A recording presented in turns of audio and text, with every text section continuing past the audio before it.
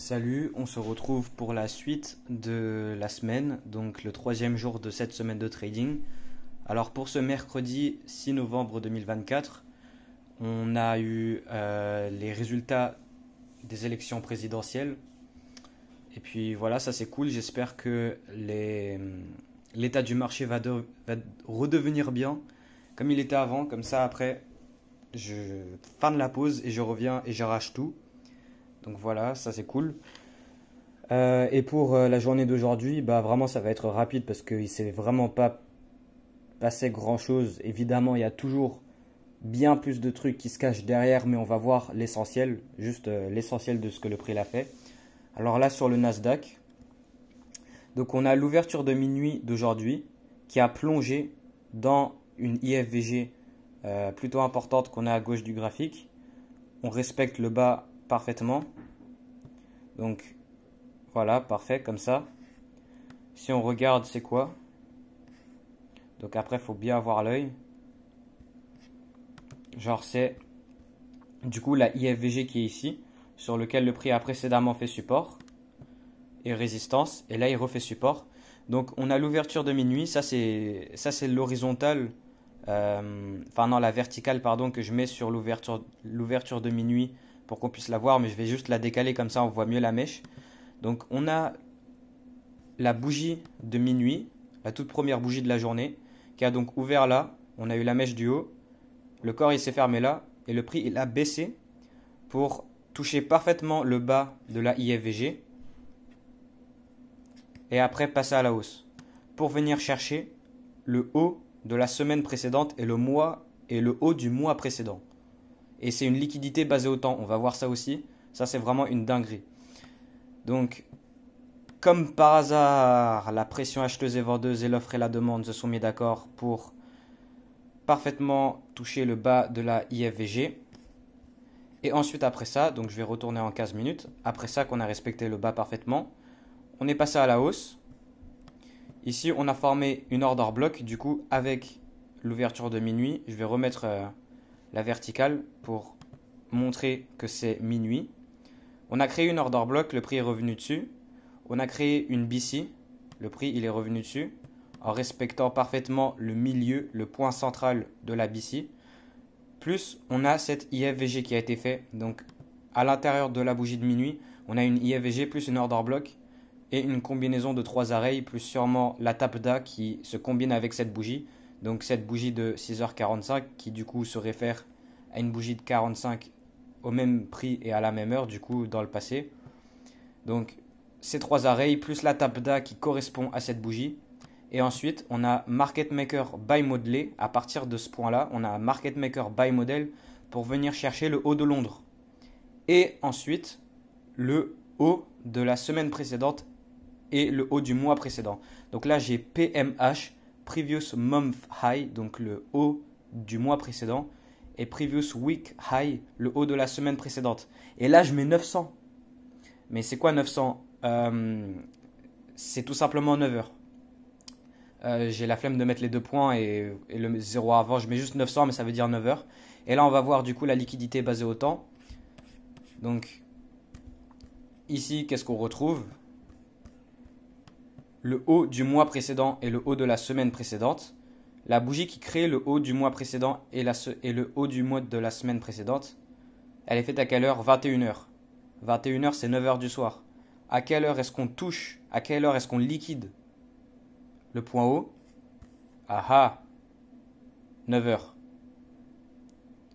Donc c'est pas 21h, 21h, 21h, mais c'est 21h, 9h. Donc ça c'est une prise de buy side, ce niveau de buy side c'était un objectif pour le prix. Dès le moment où on a eu l'ouverture de minuit, il a juste plongé pour toucher parfaitement le bas de la IFVG à gauche du graphique que je vous ai montré. Puis ensuite monter, créer une order block, revenir dedans, plus BC, plus IFVG, plus la TAPDA. Et puis ensuite il a Market Maker Buy Model pour venir chercher le haut de Londres, puis le haut de la semaine précédente et du mois précédent. Et le haut du mois, il est fait à 21h, ici 9h. Donc 21h, 9h, c'est pareil. Que ça soit le matin ou le soir, on s'en fiche.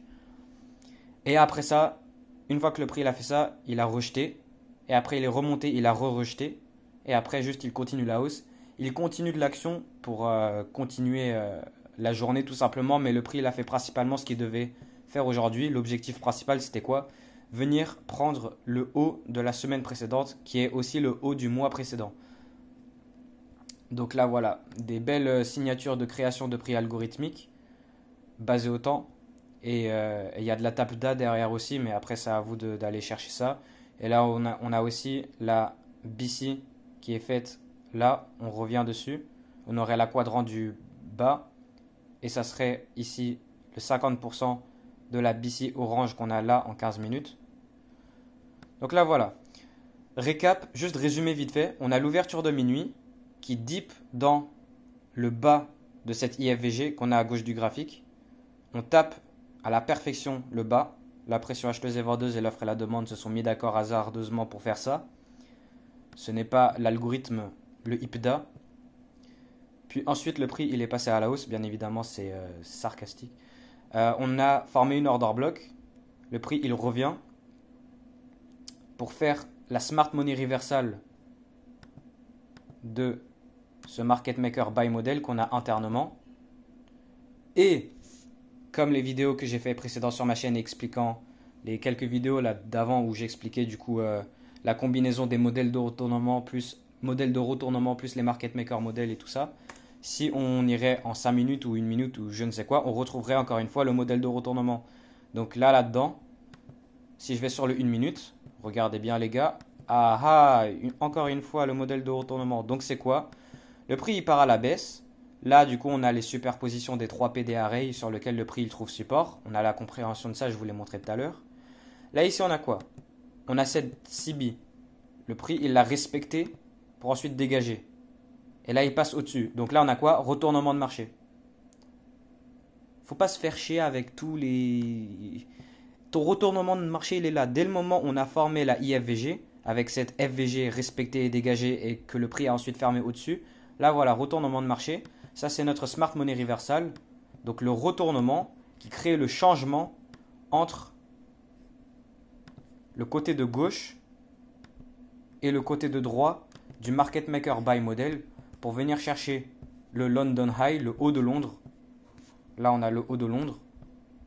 Et puis aussi le haut du mois et de la semaine précédente. Excusez-moi, ça a coupé. Donc, je reprends. J'espère jusqu'à maintenant... Ceux d'entre vous qui regardez la vidéo, j'espère que c'est compris. Donc on a des plutôt belles choses qui se sont passées ce 6 novembre sur le Nasdaq.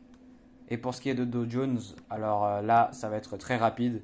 On a l'ouverture de minuit et juste le prix il a monté. Là il s'est mis à faire un peu d'avant-arrière. Donc on a 9h30 qui est là. Là on a 9h30. Et le prix n'a pas vraiment fait grand chose et c'est pas vraiment ce qu'on veut voir. Enfin, c'est pas du tout ce que je veux voir si je veux trader le Dow Jones. Donc voilà, l'état du marché qui est encore pas ouf aujourd'hui.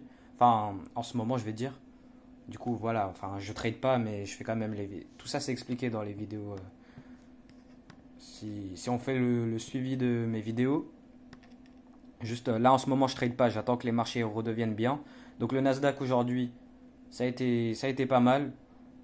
Il y a eu de l'action de prix plutôt cool, mais même si on regarde vraiment plus correctement le 1 minute, le 5 minutes, qui est ce que je trade principalement, il y a beaucoup de avant-arrière, beaucoup de...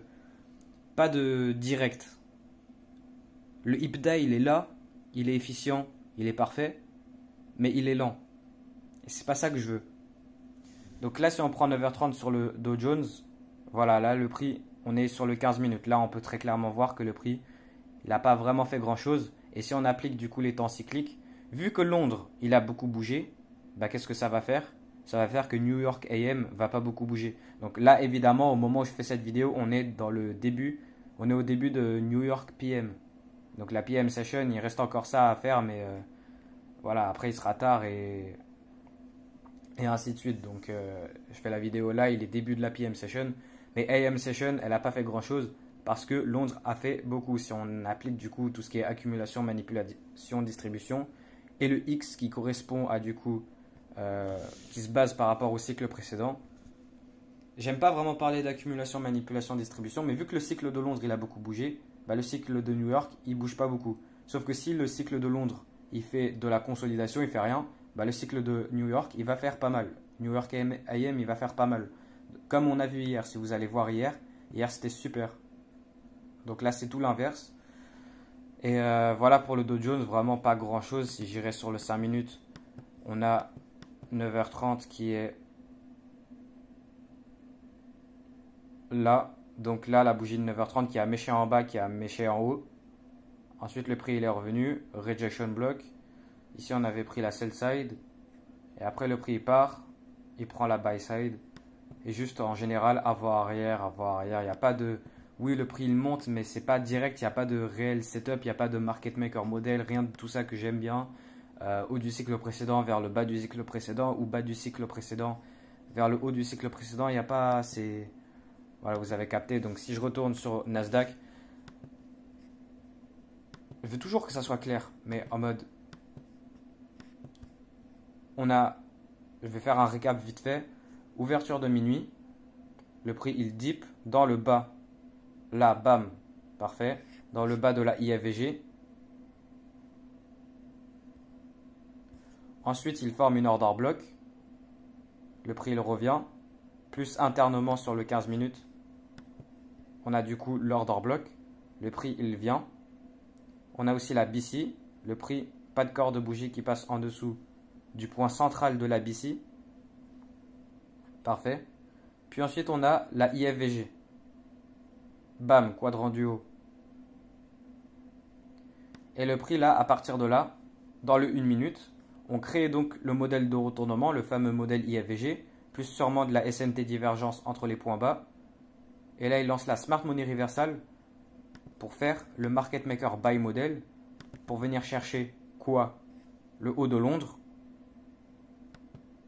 Et ensuite, après avoir pris le haut de Londres, il prend le haut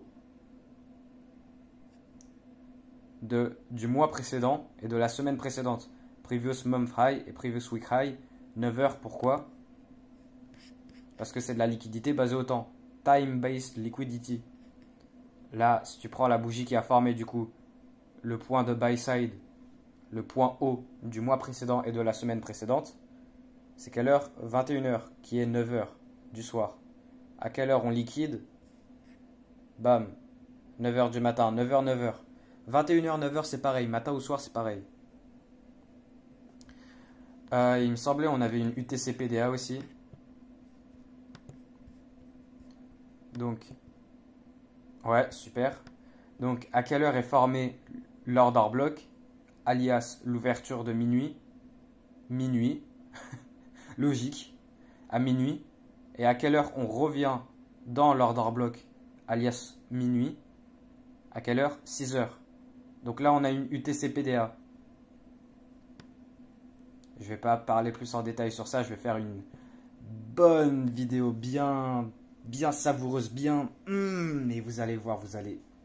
Putain, si vous avez cru TAPDA, c'était bien, mais UTC PDA, c'est... En gros, UTC PDA, si je dois vous expliquer vite fait ce que c'est, en gros, c'est on applique les quarters à TAPDA. Donc, on a TAPDA et on va encore plus loin que ça en appliquant les quarters au temps, au TAPDA. Donc ça, c'est vraiment super cool. Donc voilà, minuit, 6 heures. Mais après, ça, c'est un truc qui sera compris. J'ai déjà fait des vidéos dessus, mais c'est plus basé sur... J'ai nommé le truc UTC PDA parce que vu que voilà, le temps, c'est voilà, c'est écrit UTC. Et vu que c'est un truc où ça se combine aussi. C'est pas que les quarters basés au temps, mais ça se combine aussi avec un échange de temps par rapport à New York et un autre moment dans le temps. Dans une autre heure ailleurs dans le monde, qui n'est pas forcément New York. Mais la principalité du truc, c'est juste les quarters d'une TAPDA. Donc pas quarters, je veux dire comme appliquer les quadrants à une PDA array, je parle de quarters du temps. Donc je vais vous donner un petit indice. Il y a 24 heures dans une journée, les gars. Si tu appliques les quarters à 24 heures, 24 divisé par 4, on fait tout en quarters. Par exemple, quand il y a un gap, l'algo elle va se référer au quarter du haut, le quadrant du haut. Donc imaginons on a un gap. Quand le prix revient dedans, il se réfère par rapport au quadrant du haut, le consequent encroachment, alias le 50%, et le quadrant du bas. Et on a aussi du coup logiquement le haut ou le bas du gap. Là, dans ce cas-là, on avait respecté le bas du gap. Donc ça, c'est quand on fait la dissection d'array, mais quand on fait la dissection du temps, comme par exemple, comme Day a fait avec la quarterly theory, mais moi je regarde pas ça, je m'en fiche de ça. Mais quand tu appliques les quarters au temps, donc 24 heures dans une journée, on divise la journée en 4, ça fait 6 heures. Bam, ça correspond aux 4 sessions. Londres, 1, New York AM, 2, New York PM, 3 et Asia, 4. Donc 6 heures, on a 4 fois 6 heures. Mais vu que la tabda, on s'en fiche, quand on regarde tabda, on s'en fiche de si c'est le matin ou le soir. On compte que 12 heures dans une journée. Sauf que quand on divise en deux, quand on prend le point central, le consequent encroachment, si on va appeler ça comme ça, le point central des 12 heures, bah on a quoi? 2 fois 6. Là, on a quoi? Minuit, 6 heures. Donc ça c'est une tabda divisée par 2. Une UTC-PDA. Mais voilà, je vais faire une belle vidéo exprès pour ça. Mais bon, voilà, je vous ai donné un... J'ai dit petit indice, là c'est un gros indice. Mais il y a plus derrière. Donc on prend tabda et on divise le temps par 4 ou par 2 si on ne considère pas le matin ou le soir. Ce qu'on devrait faire vu que, par exemple, si on prend la liquidité basée au temps, bah, on a 21h, 9h, mais 9h, 21h, enfin voilà, c'est pareil, juste le matin ou le soir, on s'en fiche. Donc voilà, on se retrouve demain pour la journée de demain, donc le jeudi, le 4e jour de cette semaine de trading actuelle, pour voir ce que le prix fait demain. Donc tous les jours, je continue quand même à parler, à faire du graphique, à vous montrer qu'est-ce que le prix a fait aujourd'hui. Mais je ne trade pas juste, voilà, juste en général, je fais une pause pour retravailler mon trading. Et quand les marchés redeviennent bien, je reviens et j'arrache tout. Je vais les arracher les cheveux, je vais arracher les mèches du marché. Je vais arracher la liquidité. Donc allez, salut, et on se voit pour demain pour parler de qu'est-ce que le prix fait demain. Même si le prix fait de la merde, je m'en fiche. Je vais faire une vidéo juste pour parler. Comme ça, vous pouvez entendre ma voix moche qui à mon avis, j'aime pas ma voix, mais puis voilà. Bon, il y en a, ils me disent, voilà, tes vidéos sont cool et tout. Bref, les gars, si vous êtes encore là, il y a un truc que une pattern que vous remarquez avec moi, c'est que quand j'ai fini ce que j'ai à faire dans la vidéo, je continue à parler pour rien dire. Tout le temps. Pour ceux qui suivent vraiment bien mes vidéos, vous le savez, genre, c'est quand même évident, mais en mode, je continue et je continue. Même là, ça fait partie du truc, hein, parce que mais je continue, j'arrive pas à terminer une vidéo, je sais pas comment. Toujours, j'ai l'impression de manquer des trucs, je continue à parler, enfin, juste en général, comme ma manière d'être dans la vraie vie, juste je parle et je continue. Voilà, comme ma grand-mère. Donc, on a des similarités. Même si c'est une fille et moi je suis un gars. Mais bon, là c'est clair et net, je pars en couille. Donc, vas-y, salut. Et on se retrouve pour demain pour parler du prix de demain.